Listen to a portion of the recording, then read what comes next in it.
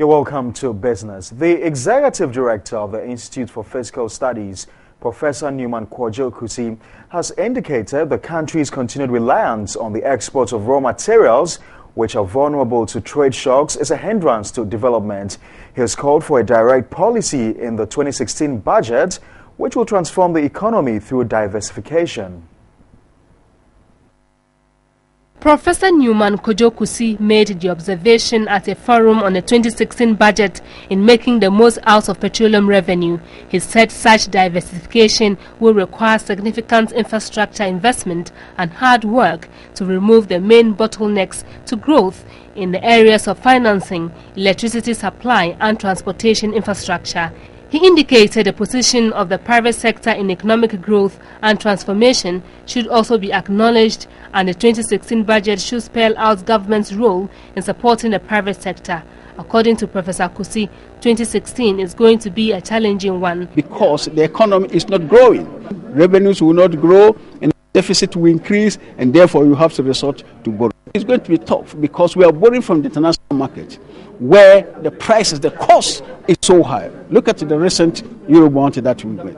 You know, the coupon rate of 10.7% was the highest that we've got compared to our peers. And even within the country, if you look at 2007, 2013, 2014, 10.75, it's ridiculous. You know, so how will you move forward with all these type of things?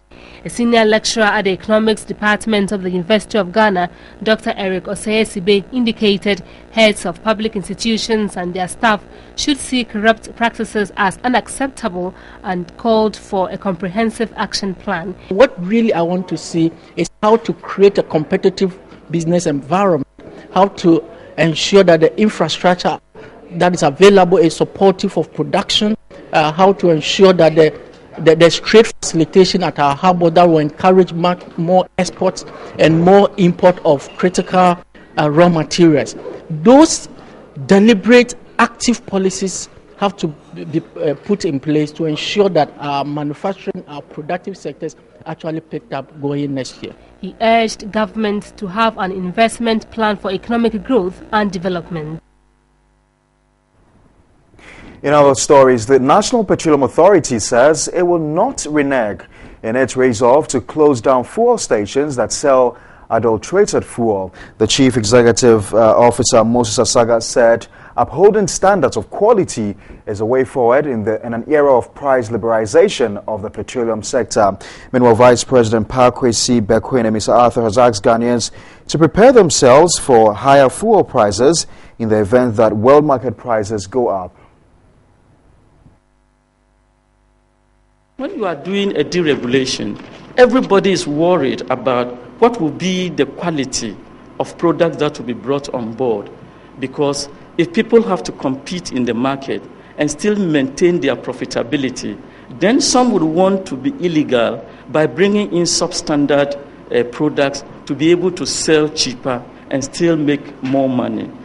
But we as NPA, we knew that we needed to do a lot of quality checks in the market.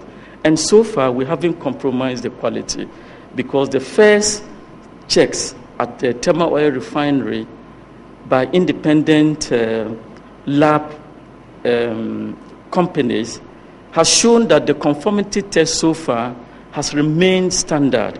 That is, we deal with around 91 minimum, but we can go up to around 95. So we have remained in that bracket. It has not changed. Secondly, in terms of diesel, prices are bound to go up.